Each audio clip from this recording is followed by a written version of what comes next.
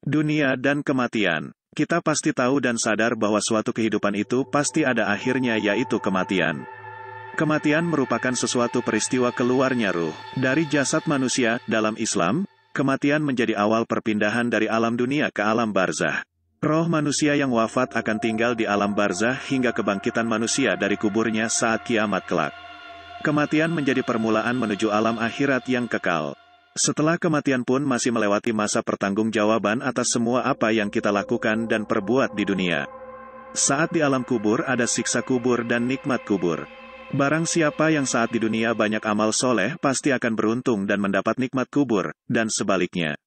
Penyesalan pun tidak ada gunanya lagi bagi ruh yang saat masih ada dalam jasad saat di dunia banyak melakukan dosa.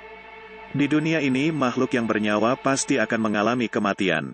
Suatu kejadian yang rahasia bagi kita kapan dan di mana itu akan terjadi.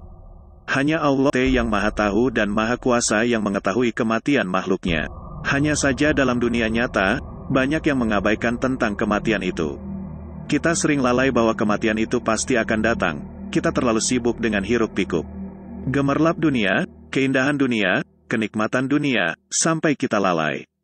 Sehari-hari kita hanya meluangkan sedikit waktu untuk beribadah kepada Allah Subhanahu wa Ta'ala. Kesibukan dunia menjadikan ibadah kita nomor kesekian dan bukan yang utama. Sebenarnya kita sebagai umat Islam sudah jelas diciptakan di dunia ini hanya untuk beribadah kepada Allah. Telah tertulis dalam surat Az-Zariyat ayat 56 Al-Quran, yang artinya, Aku tidak menciptakan jin dan manusia melainkan supaya mereka mengabdi kepadaku. Sangat jelas bahwa Allah telah berfirman bahwa manusia dan jin diciptakan untuk ibadah, bukan untuk bersenang-senang saja apalagi menyekutukannya. Ibadah adalah inti dari tujuan diciptakannya makhluk. Dalam Islam sendiri ibadah terbagi dua, yaitu ibadah mahdah dan ibadah muamalah atau ibadah gairu mahdah. Ibadah mahdah merupakan ibadah sebagai wujud penghambaan murni seorang hamba kepada Allah.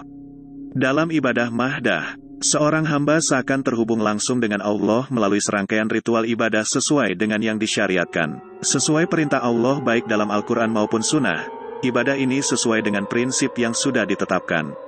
Seperti sholat, zakat, puasa, iktikaf, sodakoh. Itulah sekilas tentang kematian. Semoga bermanfaat.